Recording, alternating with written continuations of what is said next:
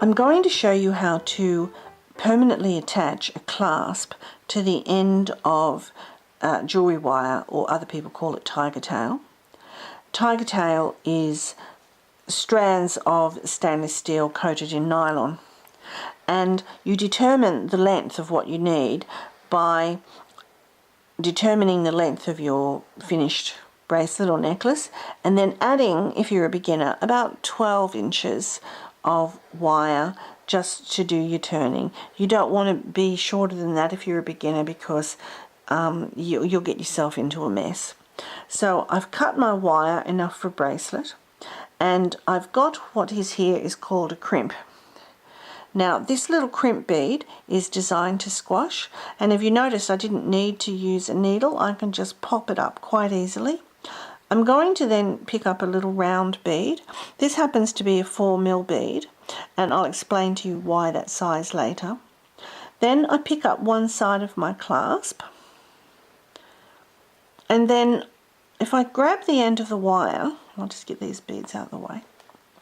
If I grab the end of the wire, and if I lay the bead and the crimp on my finger, they pop up, because you see, if they're just laying loose, they're sort of dangling. But if I pop them on my finger, they actually pop up, so they're easy to rethread. So now I can bring this wire around, and then I can put it back through the bead and the crimp very easily because they've popped up.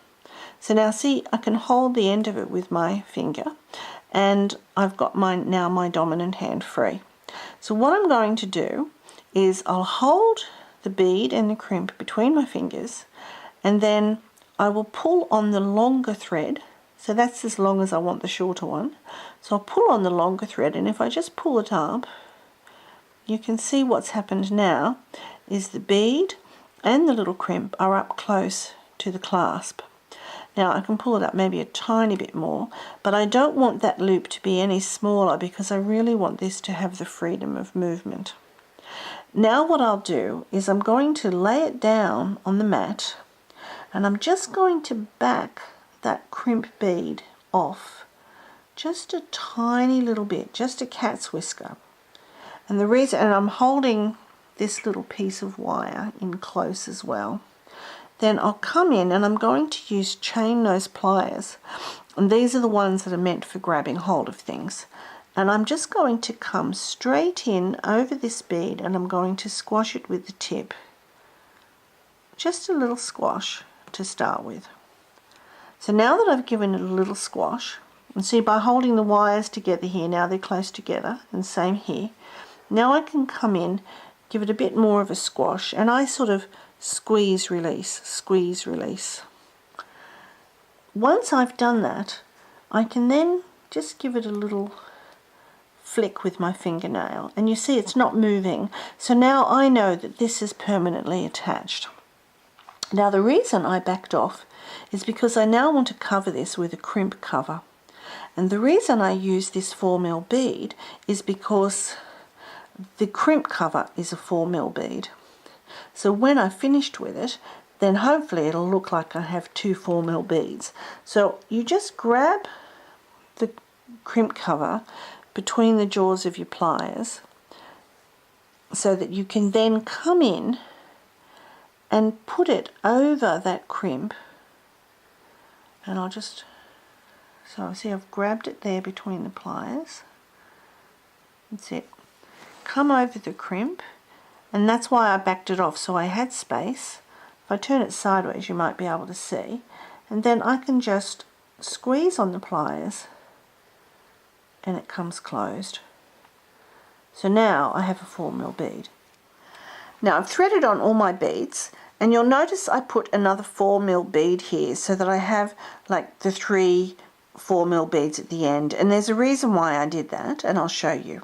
So at this end of the bracelet, to finish it off, I've placed another 4mm bead. Then I'm going to thread my crimp, another 4mm bead, and then the other half of the clasp. Now once that's on, and I just sort of work at a bit of a distance. Again, I pick up the 3 beads, so the 2 4mm beads in the crimp, and I take my wire back through all 3. And again, because they're sitting on top of my finger, they thread through nice and easily. I can grab it hold with my thumb again so it doesn't run away. And then now what I need to do is I need to bring this little trio of beads down to here and obviously bring up this loop. So there's a couple of ways of doing it. The one that I like to do is, here's the short strand. Now obviously this thread's going around here and then back down through here. So I'm going to be pulling this one. So there's the strand, and I'm pulling the opposite one. And see, by pulling the opposite one, the beads are now coming down to the end. And see, I'm still keeping this loop quite free, and I can bring these little beads down now. And the reason I put this bead here is because I want the wire to come out of this bead, because it makes it easy for me to work with now. Now, I bring it down so that I have no gaps in the wire, and that's important. And then I can just, and if you can see, I'm just holding it with my fingers. I can place my finger on top of these 3 beads and see, and hold that in position, and by working on the mat nothing moves. Then I can just pull it up. Make sure your clasp stays free and just pull it up, and see, I'm staying hold of the beads so nothing moves. And now I know that my clasp is in position. I've got a nice small loop and my beads are in position. What I am going to do though is just back it off slightly, just a little bit, because I want to make space for my 4mm crimp cover. So I'm just now going to take a little minute to make sure that I've got a little bit of space in there. Then while I'm still on the mat and I'm in control, I can come in with my pliers, again just with the tip to start, give it a little squash, and then come in and give it a much stronger squash. And I want to make sure again that it's completely flattened and that it doesn't move. Now with this little thread here, I can either thread it through the next bead and then trim it off, or I can trim it off here too. If I want to thread it through the next bead, just turn the wire back on itself and just thread it through.